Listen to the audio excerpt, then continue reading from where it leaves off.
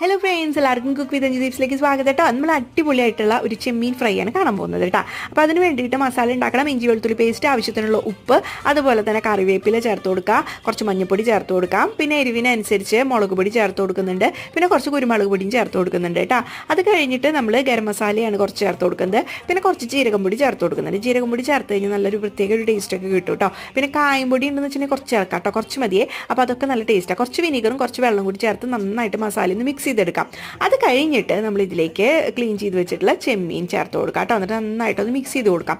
എന്നിട്ട് എത്ര നേരം വെക്കുന്നോ അത്രത്തോളം നല്ലതാട്ടോ. അപ്പോൾ കുറഞ്ഞതൊരു അരമണിക്കൂറെങ്കിലും വെക്കാം. അത് കഴിഞ്ഞിട്ട് നമുക്കൊന്ന് വറുത്തെടുക്കാം. അപ്പോൾ അതിന് വറുത്തെടുക്കുന്നതിന് മുൻപായിട്ട് നമ്മൾ ഒരു അരമണിക്കൂറൊക്കെ കഴിയുമ്പോൾ ഇതിലേക്ക്, അതായത് വറുക്കുന്നതിന് മുൻപായിട്ട് കുറച്ച് കോൺഫ്ലവറോ അല്ലെങ്കിൽ മൈദ ഒന്ന് കുറച്ചിട്ട് കൊടുക്കാം. നന്നായിട്ടൊന്ന് മിക്സ് ചെയ്ത് കൊടുക്കാം. അത് കഴിഞ്ഞിട്ട് കുറച്ച് മുരുമുരാന്നിരിക്കാൻ വേണ്ടിയിട്ട് അതിലേക്ക് കുറച്ച് അരിപ്പൊടി ചേർത്ത് കൊടുക്കുന്നത് നന്നായിട്ടൊന്ന് മിക്സ് ചെയ്ത് കൊടുക്കുക. വെളിച്ചെണ്ണയിലിട്ട് വറുത്ത് കോരിയെടുക്കാം.